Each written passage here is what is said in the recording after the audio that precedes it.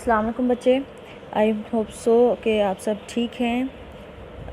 अच्छा जी, स्टार्ट करते हैं आज का टॉपिक। ठीक है, मैं फिर ये रिकॉर्ड करने लगी हूँ, उसके बाद फिर आप मुझे ये सुन के फ़ीडबैक दीजिएगा कि आपको ईज़िली समझ आई है कि नहीं। अगर आ गई है तो ठीक है, मैं फिर बाकी तमाम जो भी टॉपिक्स हैं मैं उनके रिकॉर्डिंग स्टार्ट करती हूँ। अदरवाइज़ अगर नहीं समझ आती या कोई और इशू हो रहा है तो हम फिर देखते हैं कि हम इसके बजाय दूसरा कौन सा सोर्स इस्तेमाल कर सकते हैं। तो ये जो टॉपिक है आज का जो है ना सोशियोलॉजी के बारे में, कि ये इंट्रोडक्टरी काइंड ऑफ लेक्चर होगा, ठीक है, रिकॉर्डिंग में।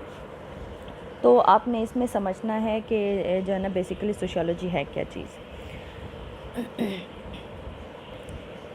ठीक है जी, देखिए कि what is sociology. Basically sociology है क्या। सोशियोलॉजी की आप ये डेफिनेशन देखें, sociology is the scientific study of human society, कि जब हम इंसानी माशरे को जिसमें हम रह रहे हैं मिलजुल के, उसको जब हम साइंटिफिक तरीके से स्टडी करेंगे तो उससे क्या मुराद होगी हमारी।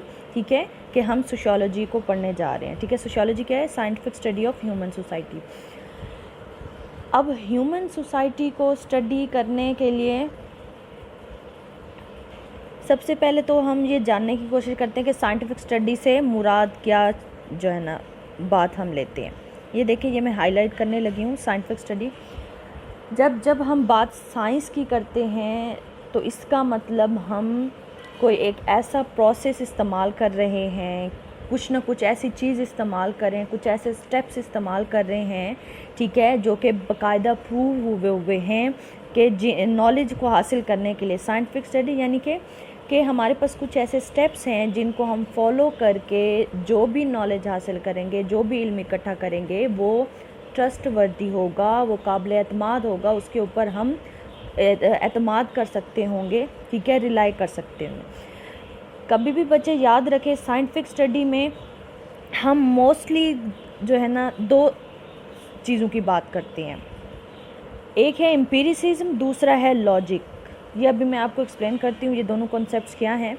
तो हमेशा ये याद रखें, कभी भी हम जब भी अपने आइडियाज़ को एक्सप्लेन करेंगे, यानी हम अपने हालात को एक्सप्लेन करेंगे, हम कोई मसला एक्सप्लेन करेंगे, चूँकि हम ह्यूमन सोसाइटी की बात कर रहे हैं, क्योंकि ह्यूमंस हैं, हम इंसान हैं, हमारे बहुत से प्रॉब्लम्स होते हैं, हमारी सोच होती है, हम खाते पीते हैं, ठीक है, हम एजुकेशन लेते हैं, हम आप कह लें कि हमारी एज जो एक ज़िंदा इंसान है उसकी बहुत सी ज़रूरियात हैं। उसको पैसे भी चाहिए, उसको फर्नीचर भी चाहिए रहने के लिए, उसको कपड़े भी चाहिए, उसको फूड भी चाहिए, उसकी बहुत सी जो ज़िंदा इंसान है उसकी बहुत सी ज़रूरियात है।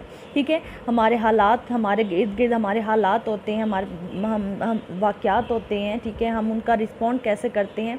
ठीक है, तो इन सब चीज़ों को स्टडी करने के लिए जब हम साइंटिफिक का इस्तेमाल करते हैं, साइंटिफिक स्टडी की बात करते हैं, तो इसका मतलब हम कुछ ऐसे प्रोसेस की बात कर रहे हैं जो कि हमें उन तमाम चीज़ों के बारे में जो रियलिटी बताएगा, जो हमारे वाक़यात के बारे में, जो जिस चीज़ को हम एक्सप्लेन करने जा रहे हैं, वो कोई इवेंट हो सकता है, वो कोई सोच हो सकती है, वो कुछ भी हो सकता है, जिसको हम अपनी ज़िंदगी में जो है ना, जिसको हम एक्सप्लेन करने जा रहे हैं, ठीक है, डिटेल मालूम करने जा रहे हैं, उसके बारे में हमें काबिल एतमाद इल्म हासिल होगा। वो कैसे होगा? वो साइंटिफिक स्टडी के थ्रू।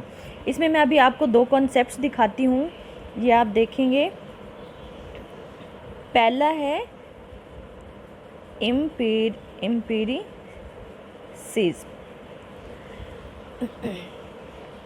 जब बात होती है एम्पिरिसिज्म की, एम्पिरिसिज्म से मुराद ये है कि जब भी हम किसी भी चीज़ को ऑब्ज़र्व करते हैं, ठीक है, सोचते हैं, समझते हैं, समझने की कोशिश करते हैं, तो हम उसमें अपनी 5 सेंसेस का इस्तेमाल कर सकते हैं। ठीक है, यानी कि जब हम हालात को समझने की कोशिश करते हैं, हम अपने इर्द गिर्द के वाक़यात को, किसी भी चीज़ को, किसी भी इवेंट को समझने की कोशिश करते हैं, एक्सप्लेन करने की कोशिश करते हैं, तो तब हम क्या करते हैं? एम्पिरिसिज्म का इस्तेमाल करते हैं। एम्पिरिसिज्म मीन्स क्या?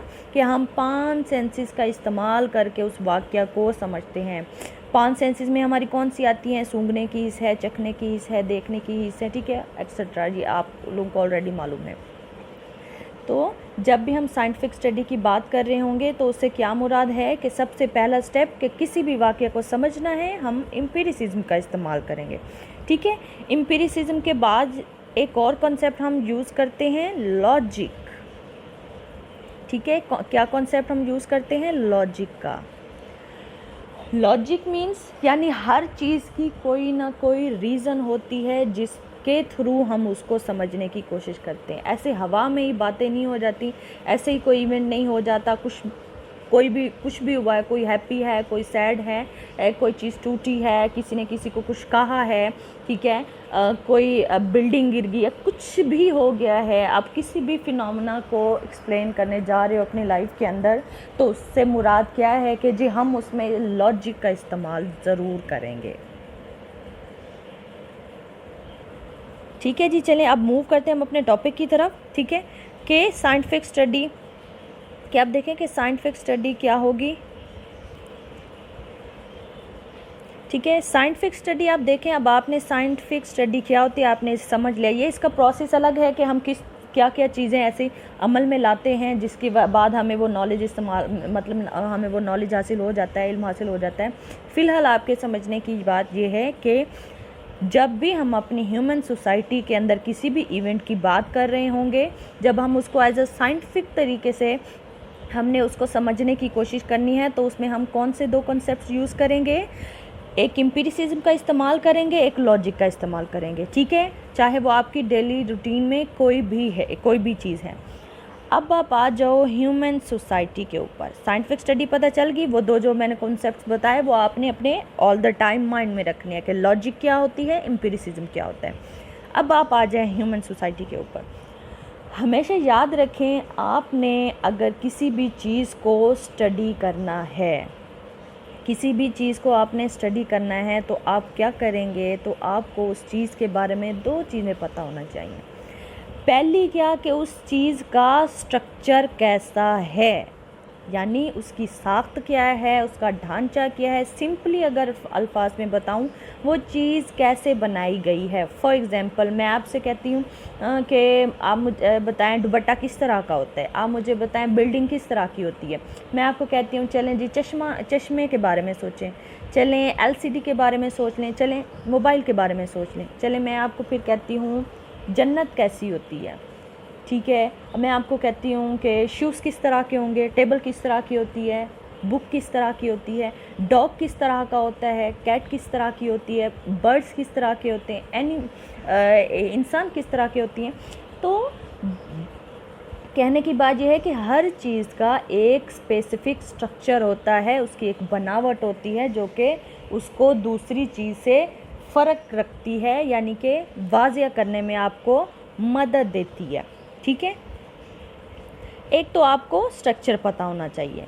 दूसरा है, जब आपको पता चल जाता है ये चीज़ बनाई कैसे गई है, देन आपको दूसरी क्या बात पता होनी चाहिए? दूसरी आपको बात ये पता होनी चाहिए वो जिस चीज़ से वो चीज़ बनाई गई है, जिन जिन चीज़ों से वो बनी हुई है, जो उसका स्ट्रक्चर है, जो उसकी साख्त है, जो उसका ढांचा है, वो आपस में किस तरह कनेक्टेड हैं एक दूसरे के साथ और मिल के काम कर रहे हैं, जिससे पूरे उस चीज़ की फंक्शनिंग होती है। फॉर एग्ज़ाम्पल आप एक ह्यूमन बॉडी ले लें, ह्यूमन बॉडी का स्ट्रक्चर आपको पता है। ठीक है, मेल की बॉडी किस तरह की होती है, फीमेल्स की बॉडी किस तरह की होती है। ठीक है, आपको एक ह्यूमन बॉडी का स्ट्रक्चर पता है। अब उसमें अगर आप मज़ीद डिटेल में जाएं तो ह्यूमन स्ट्रक्चर के अंदर क्या आती हैं? हड्डियाँ आएंगी, टिश्यूज़ आएंगे, ब्लड होगा, उसमें गोश्त आपको नज़र आएगा, उसमें आंखें नज़र आएंगी, आपको कान, नाक, पाँव नज़र आएंगे, और हर एक चीज़ का अलग अलग फंक्शन है। जैसे दिल है, दिल खून पंप करने का काम करता है, फेफड़े आपको सांस लेने में मदद देते हैं, आंखें आपको देखने में हेल्प करती हैं, टांगें आपको चलने में मदद देती हैं। इस तरह हर चीज़ का एक एक अपना अलग अलग फंक्शन है। जब ये सारी चीज़ें मिलके इकट्ठे अपना अपना काम प्रॉपर करती रहती हैं, तो क्या फिर वो बॉडी प्रॉपर फंक्शन करती रहती है। अगर किसी एक में भी डिफ़ॉल्ट आता है, कोई मसला आता है, ठीक है, तो फिर क्या उसका इफ़ेक्ट पूरी की पूरी उस बॉडी के ऊपर पड़ता है। ठीक है, तो यहाँ पे अभी मैंने क्या बातें बताई आपको कि किसी भी चीज़ को आपने समझना है तो आपको दो बातें पता होनी चाहिए। पहली क्या कि उसका स्ट्रक्चर कैसा है, उसकी साख कैसी है। देन दूसरा काम कि वो फंक्शन कैसे परफॉर्म कर रही है, चाहे वो एक मशीन है, चाहे ह्यूमन बॉडी है, चाहे वो एक मोबाइल है, चाहे वो एक एलसीडी है, चाहे वो कुछ भी है, ठीक है। अब नेक्स्ट आ जाएं, अब आप आ जाएं ह्यूमन सोसाइटी के ऊपर, कि हम अब ह्यूमन सोसाइटी की बात करें कि ह्यूमन सोसाइटी यानी वो माशरा जिसमें हम रह रहे हैं।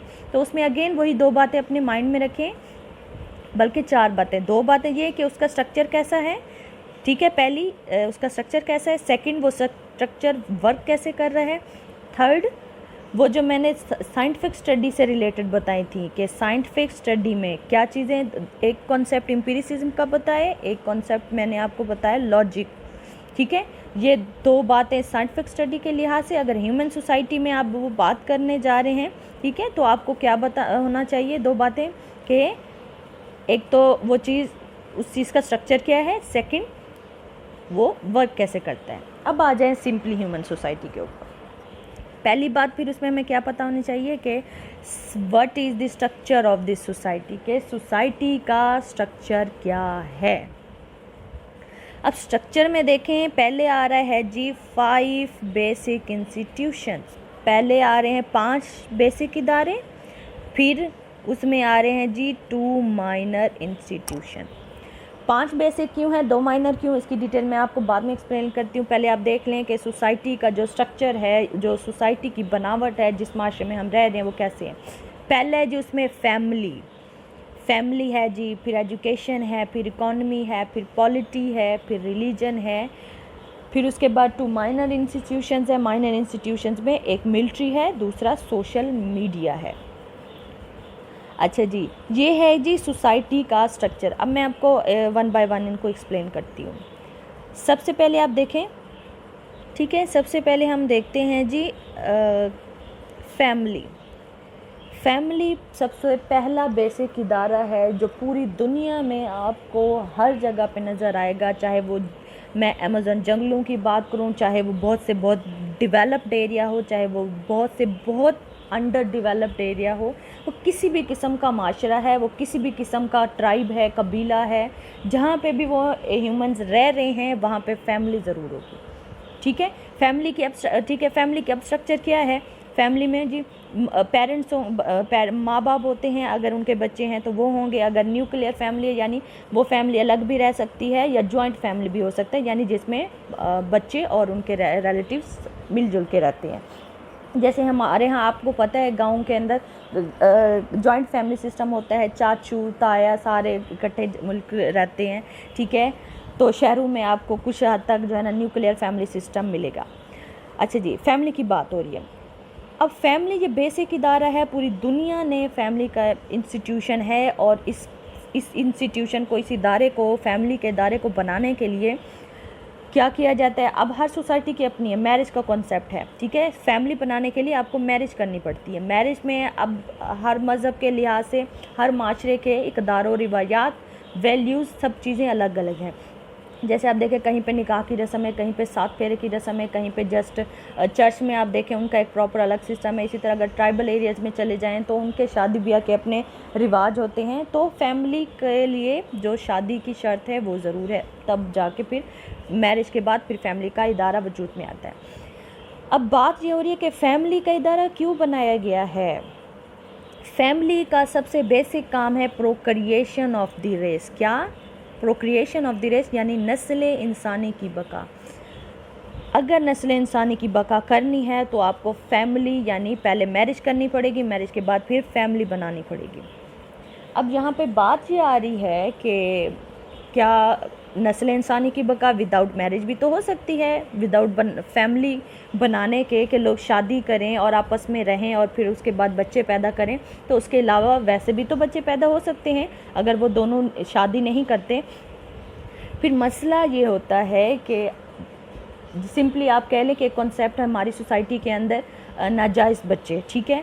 अगर हर कोई फिर फैमिली बनाए बग़ैर, पूरी सारे लोगों के सामने अनाउंस किए बग़ैर, ठीक है, बच्चे शादी किए बग़ैर बच्चे पैदा करता हुआ छोड़ता जाए, अगर हर पर्सन सोसाइटी के अंदर ऐसे करता जाए, फिर सोसाइटी हमारी का निज़ाम कैसे चलेगा। क्योंकि आप देखें, एक इंडिविजुअल है, आप एज ए ह्यूमन देखें कि आप एक इंसान हो, आपकी खाने की ज़रूरियात हैं, आपको कपड़ा चाहिए, आपको एजुकेशन के लिए ख़र्चा चाहिए, आपको बाज़ार जाने के लिए कोई आपकी ज़रूरियात हैं, उनके लिए आपको पैसा चाहिए, आपको प्रोटेक्शन की चाहिए, आपकी नीड है, आपको इमोशनल, यानी कि आपको कोई भी फ्रेंड या कोई भी कुछ कहता है, कोई नुकसान पहुंचाने की कोशिश करता है, तो उस आपके पीछे आपकी बैकअप में फैमिली खड़ी होती है आपको सपोर्ट करने के लिए। तो आप देखें कि कहाँ कहाँ पे आपको फैमिली की ज़रूरत पड़ती है। तो अगर फैमिली ये मानना ही छोड़ दे कि आप उसके बच्चे ही नहीं हैं, तो फिर उस बच्चे की वो तमाम ज़रूरियात कौन पूरी करेगा। तो इसीलिए फैमिली का इंस्टीट्यूशन बना